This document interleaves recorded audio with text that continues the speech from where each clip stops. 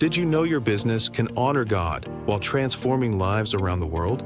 Welcome to the IBM Biblical Entrepreneurship Show, the weekly podcast that inspires and equips Christian entrepreneurs to build sustainable businesses that glorify God and uplift impoverished communities. At IBM, our mission is built on the three fish metaphor. Give a fish. We provide startup loans to launch businesses. Teach to fish. We offer entrepreneur training for lasting growth, equipped for discipleship. We empower discipleship to multiply impact. Join IBM's founder Steve Adams as he shares powerful solo episodes and expert interviews filled with mentorship insights and real-life stories of how biblical entrepreneurship is advancing the Great Commission. Subscribe now and get ready to be inspired, equipped, and empowered to make an eternal impact. Hello, everyone. I am so honored and excited to be here with you. My name is Stephanie Gaff, and I am a business and podcasting coach. I've been doing this particular work for 8 years, but I have been a full-time entrepreneur for the last 15 years. I've learned all the wrong things to do that you should never do, like hustle, striving, building a business centered around what you think will sell, and everything in between, to now building and operating a business God's way in a kingdom capacity where I work less than I ever have because God shows up with more when we really allow him to take the lead. I really am able to only have a few long form channels out there in the world that bring me the exact right person that I want to work with, and podcasting being that number one method. And then I have one offer, which really eliminates confusion for people when they decide that they trust me and they want to work with me. And now I teach other people exactly how to do that same thing. Build a business out of their calling, their purpose, feel so fulfilling, and do it in a way that is simple and sustainable, which produces peacefulness in their life. There's no social media striving, hustling harder, working on hours to create reels that don't actually produce impact for you. They just create stress and perpetuate the dopamine and addiction in your brain. But really surrendering to this method of long form content that's going to curate trust and generate leads for them in the future.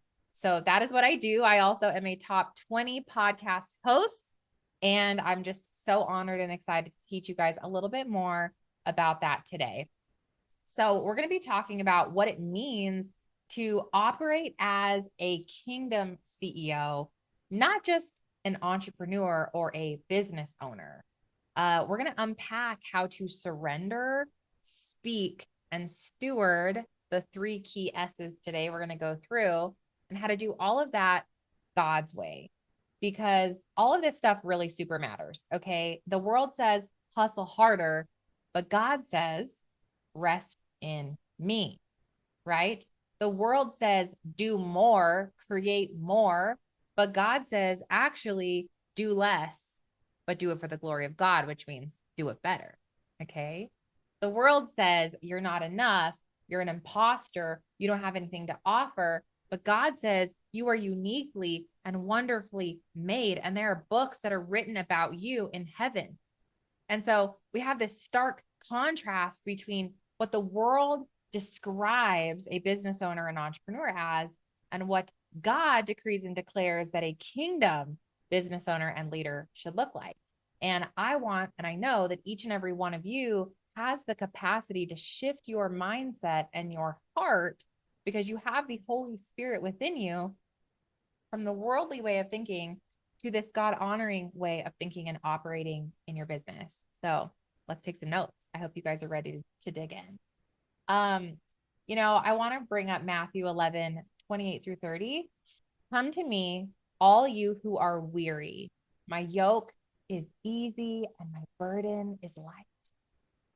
I think we're reminded in this verse that things don't need to always be so hard. Things don't need to always be so heavy. Now, they are going to be hard and heavy if you're doing it alone, if you are building a business on your own, if you are in ministry and you're just wearing it on your own, and you're just this person who's just like digging in and you're trying to carry everything, it's going to be really stinking hard. And ultimately, we are going to break down under the weight of the world, literally and figuratively, right?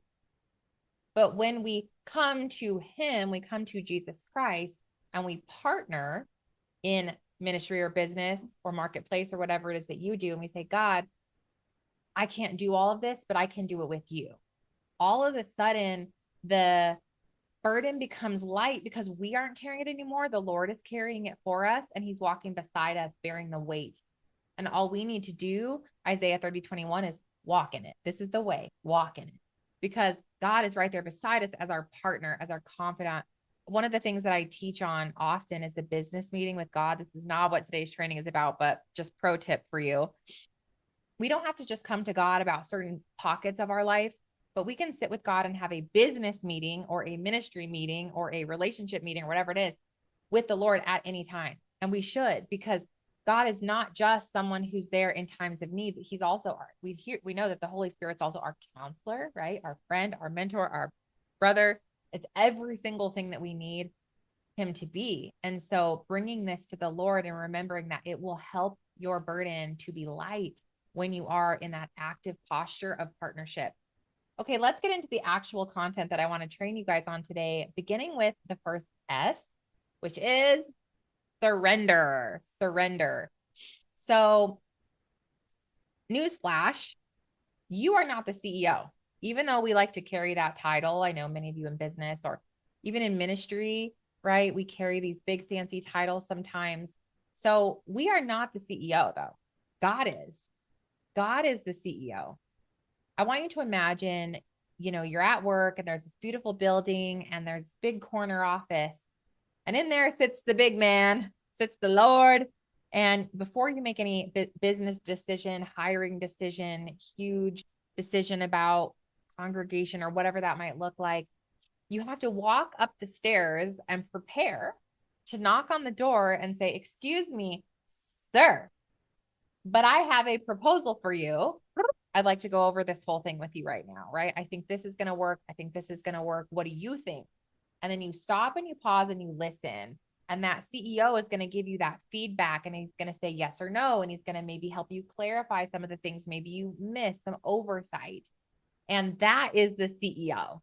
So even though we're up here in our capacity for leadership, God's one step up.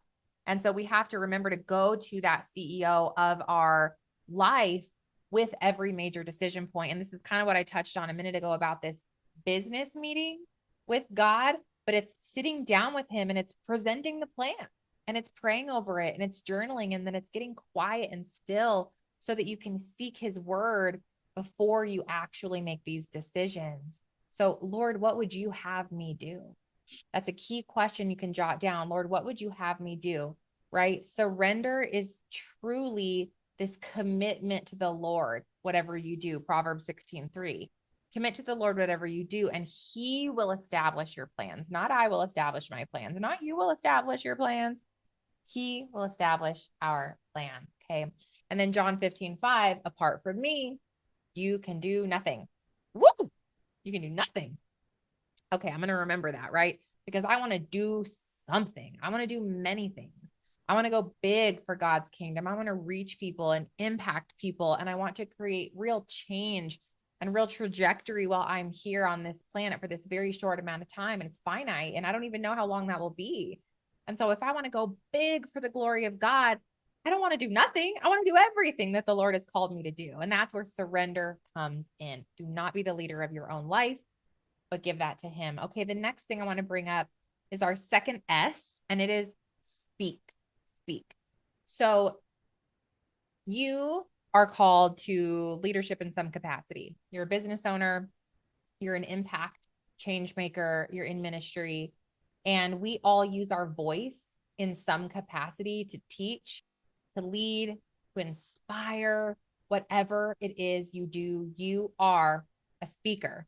I know that's a weird one. I hate it. I was like, speaking, I don't speak. I did speak. I was on my podcast all the time. I was doing virtual trainings all the time. But the second somebody called me a speaker, I got scared of that thing. And it wasn't until I was booked for my very first keynote that I had to come face to face with this fear of man that I had been harboring around speaking in person, and push through it and remember that my voice was my assignment. It wasn't just something that I was doing for fun or messing around with and trying, but like literally speaking was and is my assignment. And so whatever room, whether it be virtual, in person, maybe both, maybe it's on paper, you're a writer, you are called to not hide from your assignment. Let's not be Jonah. Okay. We are called to step into that speaking space that we are all called to step into. So don't hide this gift that you have on platforms that drain you. Like I mentioned, one of the things I teach my students is how we don't have to use social media to be heard. Social media is actually a place that we go to not be heard, to not be seen, because we're drowned out by a million other people who are all screaming at the same time, and nobody's there to actively listen. We're all there to numb out, to get the next dopamine hit, and to perpetuate our own addictions to our phones and to that short form content. And so thinking about what are the platforms that are going to promote longevity in the voice that God has given me, in the message he's asking me to share and to spread. And that's why I teach specifically podcasting. I had a dream in 2018, and the Lord spoke to me in this dream and said, start a podcast. And I was like, excuse me, Lord. I didn't listen to shows. I had no idea how that was going to make any sense. I was very confused about what it would be about, but I was obedient, and I plugged in a microphone that was $20 from Amazon, and it was staticky and awful. And I made my own podcast art. Do not recommend. None of this do I recommend. I titled it with something random. Also do not recommend, but I got started, and I started messy, and I started scrappy, and I did it because he asked me to. And that podcast was able to reach hundreds of thousands of people in its first year alone, which was more than I had ever done slaving away on the short form, on Instagram, on Facebook, wherever I had tried to be, spending 4 to 5 hours a day there versus 2 hours a week on podcasting. And I was getting so much more reach and visibility and being heard as a speaker with a God sent message all over the world in way less time. And I was like, there's something to this that I think needs to be shared with the church, with people who are called to do this work in partnership with God. There are better methods for them to be heard, to be found, to be seen, to create impact and even income for his kingdom. And so podcasting has been that thing for me. It's what I teach people to do. And practically speaking, you know, when we can create a library of content that's going to live on Apple Podcasts or Google or Spotify, or when people go searching, or even in AI at this point, and we're creating this library of hundreds and hundreds of episodes that have to do with the thing that we're called to teach, to me, like, that is so impactful, not only because time is money, and like I would love to have a life that is full of a lot more than just hustling and working all the time, but because it's able to reach thousands and hundreds of thousands of people in the same amount of time that it would take me to reach one person in a DM or one person at a live networking event. Not to say those things don't have a time and place where they are necessary, but to say that we have to consider, how can I move as fast as I can with this message that's from God? Like, the things you have to say are Holy Spirit inspired, and the enemy wants to shut you down. He does not want you to share that in the fastest capacity that's going to get heard and seen and felt and realized and like impact people's hearts and inspire them to move and take action. Like, he wants none of that.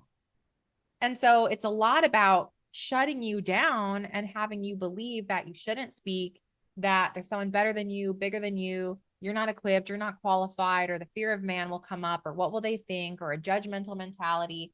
But all of that is not from God, because God is not a God of confusion, and God doesn't offer the spirit of fear. So if the spirit of fear is not from God, who's it from? And so we have to decree and declare that we are not available for that. And we only operate under a fear of the Lord, which is a healthy, awe-inspiring fear of, I better start that podcast, right? I better write that book because this message must be shared, must be shared. Okay. Let's move into the third S, which is steward. So this is really about rhythms that honor God while honoring your capacity. Okay. Because stewardship isn't just about money. Money, in my opinion, is a wonderful resource to do great things for where you live, for your community, getting out of debt, for your family, for your church, like for all the things in the world take money, right? It's a means of exchange. Money is no different than a cup or a pen. Like it is simply a thing, and there is a value attached to the thing. And so when people of God who are going big in business, in leadership, or even in ministry have stewardship of finances and of wealth, even, they're able to create more abundance and blessing for the things of God. And I'm 100% here for that. 100%. It's the love of money that is the root of all evil, not money itself. So that's where we have that heart check and that heart posture of what is my intention with my desire for money? Why? But stewardship, one, of course, is that. How am I going to steward money? How do I steward financially what God has given? But it's also stewarding time. And if we cannot show up in a larger capacity for our families, for ourselves, for our Sabbath, for our church, for our community, for our neighbors, what are we doing? I know that God did not create us to be workaholics. Any aholic is not probably the thing that God is most desiring for our life, right? And so it's also about this stewardship of time. Like, Lord, how do I build this in a way that is less time, less hustle, less striving, and more trusting? Because God will breathe on your business, on your ministry. God will breathe on that thing, and it will completely just abundantly flourish. But it does take that stewardship of you being, obedient enough to say, God, please take this. God, please remind me what I should not do. For me, it was a not do because I was doing everything. So I wasn't afraid to do. I was afraid to stop doing. And some of you in the room can feel that right now. And maybe you're the person who's afraid to do. You got to trust him in this. It's also stewardship of your energy. Are you staying fit? Are you fueling your body well? Or are we self-sabotaging? Are we punishing ourselves with food, with overworking? We also must steward our family as kingdom CEOs. You are also a pillar in your home, whether you obviously are male, you are head of the family, but also so many females are called to a leadership position. We are also called to be homemakers, and we are also called to be these incredible helpers of our spouses and for our children. And so how are we able to steward both of these things? Well, because God made us this way. God made me a Proverbs 31 woman who I'm a boss in business and I show up for my family and my home because he's created this beautiful balanced life. Not always 100%, but I would say that I am operating in this very interesting heavenly realm that I often speak of, where like, I literally feel like I'm operating in like the heavenly places because my life feels easy. It feels light. It feels really just God led in every single area. And that does come from this stewardship. It comes from being willing to lay things down that I should not be doing, to be honest with myself, to remember that my ego is not the boss of me. The Holy Spirit is, and to just relinquish and to turn to him and to pray and to seek. And then I find, and when I find, I do what the Lord leads, and you can too. Kingdom CEOs, we operate in a cycle of rest, work, and worship. And we rinse, repeat, right? Rest, work, and worship. It's not all work and it's not all rest. It's this beautiful cycle.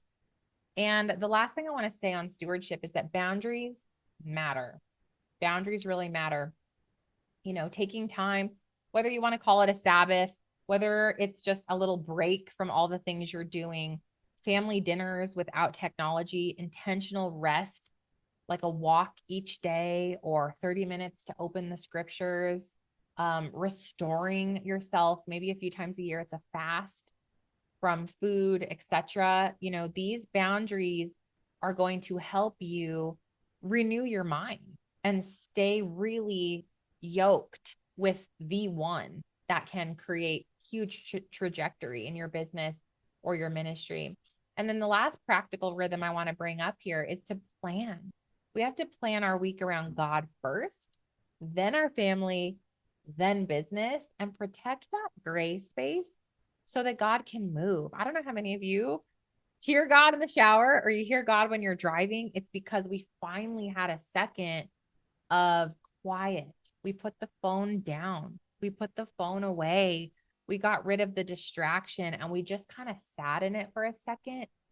And it's almost interesting to me how quickly I'll hear from God in these moments. And I wonder if I was silent more often, if I stopped distracting myself or coping with all of these busy habits and busy work that we turn to, how much more would God have to say?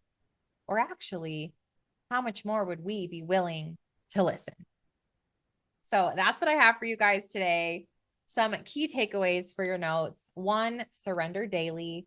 Schedule that meeting with God.